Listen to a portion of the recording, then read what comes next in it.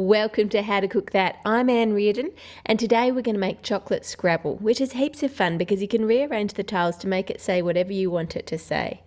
To make this, you're going to need a few things. Firstly, you'll need some old style Scrabble tiles that have the letters embedded into the tile. I got these ones on eBay.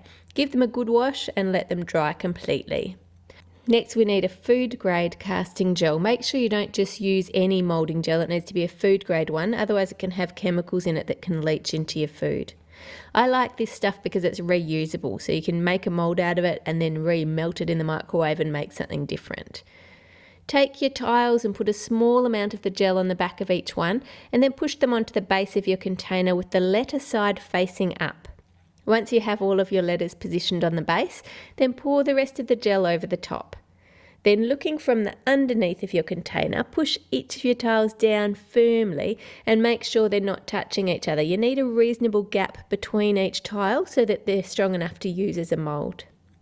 You'll see here all the air bubbles are rising to the top, which is why we've put the tiles at the base of the container. If you put them on top, you'd get bubbles in the mould rather than a smooth finish. Leave it to cool and set. This can take a couple of hours, but you can put it into the fridge to speed up that process. Then take it out of the container, flip it over and pull on each edge of the tile to release it from the mould. And you can see there we've got the letter imprint on our mould, which is what we want. Continue to release all your tiles and remove them from the mould, and if they've got excess gel on the back, you can just rub that off using your thumb. Melt some white chocolate in the microwave.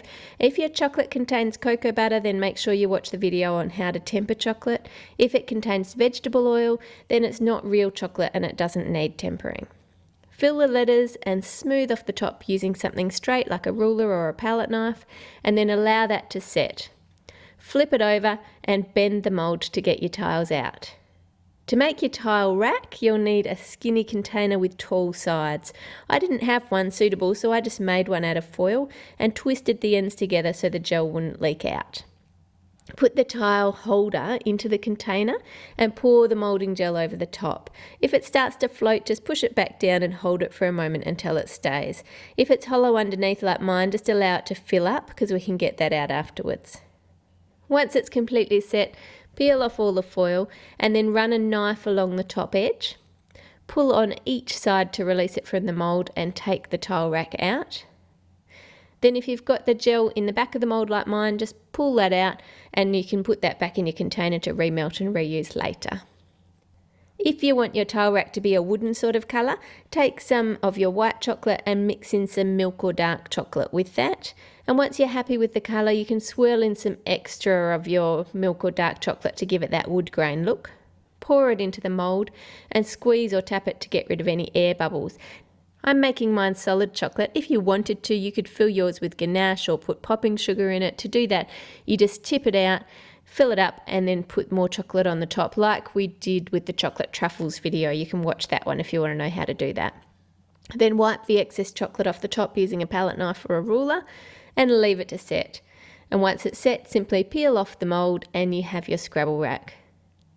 To make the letters on the tile really stand out, we want to melt some dark chocolate, dab it on and then immediately scrape across with a knife or something with a straight edge. And this is why we wanted the tiles that had the embedded letters, so that we have that little valley where the letter is so that the dark chocolate can sit in. Let them set and then have fun creating your message. If you're giving it away as a gift, I've put mine in a clear plastic box. You could make just the individual tile racks in a box and they'd make great unique wedding bombieros with each person's name on it who's a guest at the wedding, or you could give it as a gift for Valentines Day or just to a friend for fun. Thanks for sharing and clicking like. Leave all your requests for cakes, chocolate and desserts in the comments below and subscribe to see all of the latest How to Cook That videos. Have a great week and I'll see you on Friday.